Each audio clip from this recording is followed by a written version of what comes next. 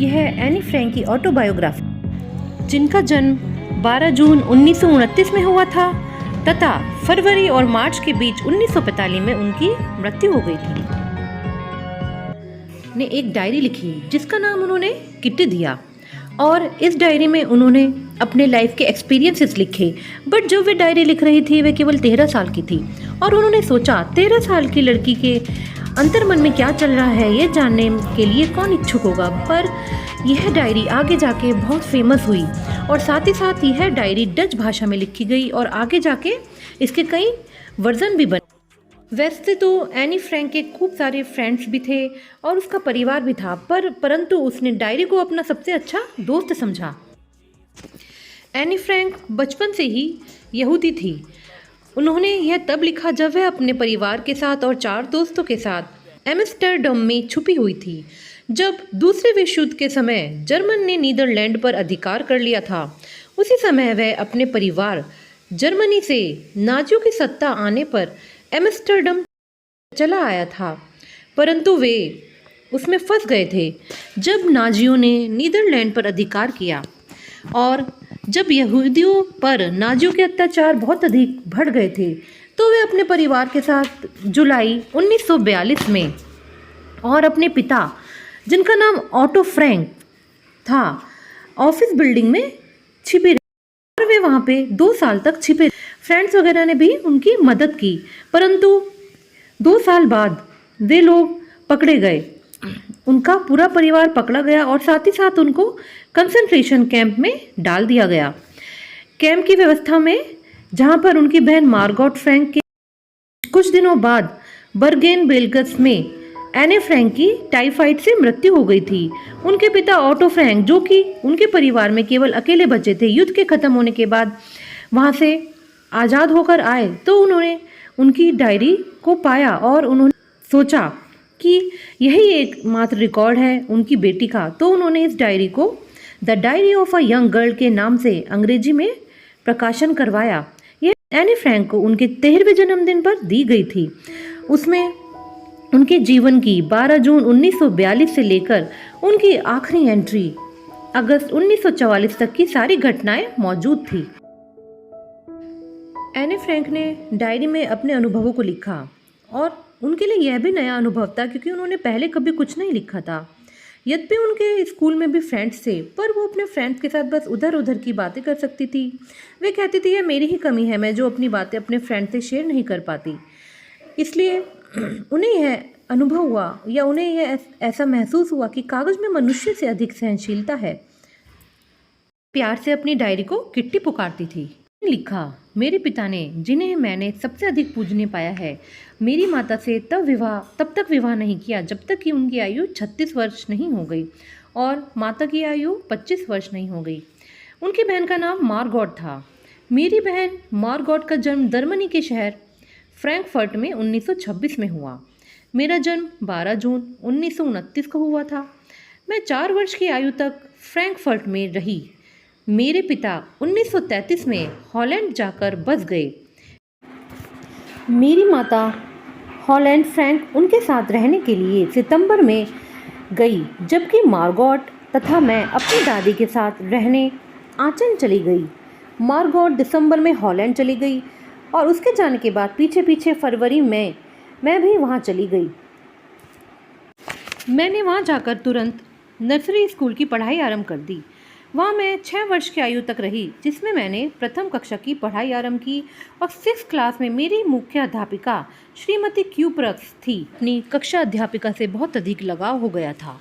जब Anne Frank 6ठी कक्षा से आगे ग्रेड में जा रही थी तो उनकी आंखों में आंसू भी आ गए थे। एनी फ्रैंक ने अपनी माता के बारे में, अपनी पिता के बारे में, अपनी बहन के बारे में और अपनी अध्यापिका के बारे में बता दिया है।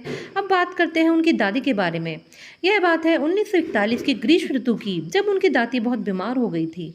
इसी कारण उनका जन्मदिन भी अच्छे से नहीं मनाया गया था और दादी की मृत्यु जनवरी 1942 में हो गई थी। एनी फ्रैंक आगे लिखती हैं 20 जून 1942 के बारे में, जो कि शनिवार का दिन था। वो बताती है कि हमारी पूरी क्लास बहुत ज़्यादा नर्वस थी क्योंकि एक मीटिंग होने वाली थी जिसमें यह निर्णय लेना था कि कौन पास होगा और कौन फेल होगा। तब वे अपने फ्रेंड जीएन के बारे में बताती हैं। वे कहती हैं, मैं जीएन के साथ और मेरे पीछे 2 लड़के बैठे थे जिनका नाम सीएन और जैक्स था। हमें उनकी मूर्खता पे बहुत हंसी आ रही थी। उन्होंने छुट्टियों की पूरी बचत को शर्त पर दाव पर लगा दिया था कि तुम पास होगे, नहीं नहीं मैं पास होऊंगा। इस तरह से पूरी क्लास में लगभग आधी कक्षा ने शर्त लगा रखी थी।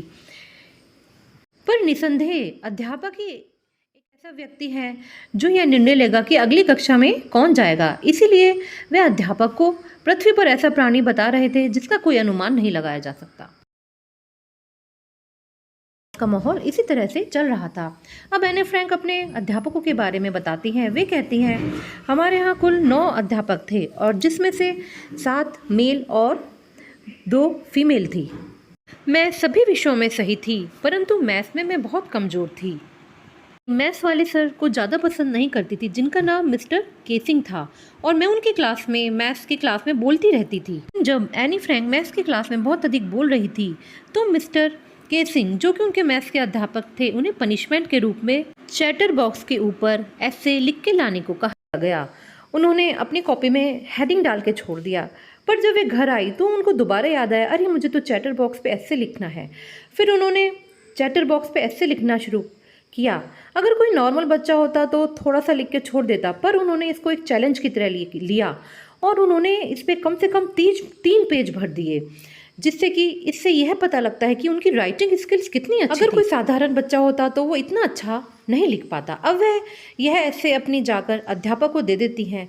उनके अध्यापक भी यह ऐसे पढ़कर बहुत प्रभावित होते हैं क्योंकि वह बहुत तर्क के साथ ऐसे लिख के लाई थी। उन्होंने इसमें लिखा था, अरे बच्चों की आदत तो होती ही है शोर मचाना, अगर वे कक्षा में शोर नहीं मचाएंगे तो और क्या करेंगे, और मैं क्या करूं, मैं जब मैथ्स की क्लास चलती है मैं अपने को चुप नहीं रह पाती क्योंकि यह गुण मुझे हेरिडिटी मिला है, क्योंकि मेरी मम्मी भी बहुत अधिक बोलती है। इस प्रकार उन्होंने यह कहा कि यह तो स्टूडेंट्स का ट्रेट ही होता है, कि यह तो बच्चों का गुण ही होता है क्लास में शोर मचाना। उनके अध्यापक मिस्टर कैसिंग ने इस ऐसे को बहुत ही पॉजिटिवली लिया और वो इस ऐसे को पढ़कर काफ़ी हंसे। फिर मिस्टर कैसिंग उनको कुछ नहीं कहते हैं, परंतु उनकी दूसरी क्लास में वे फिर बोलना स्टार्ट कर देती हैं और वो उनको फिर एक और ऐसे देते हैं। अब की बार उस ऐसे का टाइटल होता है एन इनकॉरेजिबल चैटर बॉक्स, यानी कि कभी ना रुकने वाला चैटर बॉक्स। उसको भी अच्छे से लिख लाती हैं और उसके बाद 2 क्लास तक मिस्टर कैसिंग उनको कुछ नहीं कहते हैं, लेकिन फिर भी वे बोलना नहीं छोड़ती हैं। अब की बार उनको पनिशमेंट के रूप में मिलता है एक और ऐसे का नया टाइटल, जिसका नाम है quack quack quack sad mistress chatter box, जिस पर कि सारे बच्चे हुटिंग करने लगते हैं और कक्षा में बहुत अधिक शोर मचाने लगते हैं कि अब की बार एनी फ्रैंक क्या लिख के लाएगी। अब मुझे समझ में नहीं आ रहा था कि बातूनी विषयों पर लिखने का कौशल अब मेरा समाप्त हो चुका।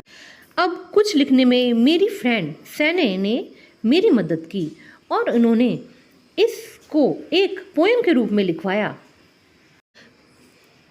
मैंने अपनी कविता समाप्त की तथा यह बहुत सुंदर थी। इसमें स्टोरी है, एक माता बत्तख थी और एक पिता हंस, जिनके के 3 बच्चे थे और उनके पिता उनको खूब मार देते हैं और उनके पिता ने उनको मार दिया क्योंकि वे बहुत अधिक बोलते थे। इस पर वे आगे कहती हैं कि बड़े बच्चों का तो स्वभाव ही होता है क्लास में बोलना, इस पर अध्यापकों को उन्हें कुछ नहीं कहना चाहिए, और इन्होंने इसको भी एक चैलेंज के रूप में लिया। ऐसे पोयम में बच्चों को क्वैक क्वैक करने पर मार दिया गया। इस तरह से टीचरों को भी बच्चों को बोलने पर कुछ नहीं कहना चाहिए। तब उनके अध्यापक, जो कि मिस्टर कैसिंग थे, उन्होंने इस पोयम को भी बहुत पॉजिटिवली लिया और वे कहती है थैंक गॉड, क्योंकि उनके अध्यापक ने इसको बहुत पॉजिटिवली लिया और वे यह पोयम उनकी क्लास में भी सुनाते थे और साथ ही साथ और क्लास में भी जाकर सुनाते थे और मजाक भी करते थे। से उनके अध्यापक अब मैथ्स पढ़ाते पढ़ाते थोड़े बहुत जोक भी सुनाते थे। यह चैप्टर लिया गया है the diary of young girl से।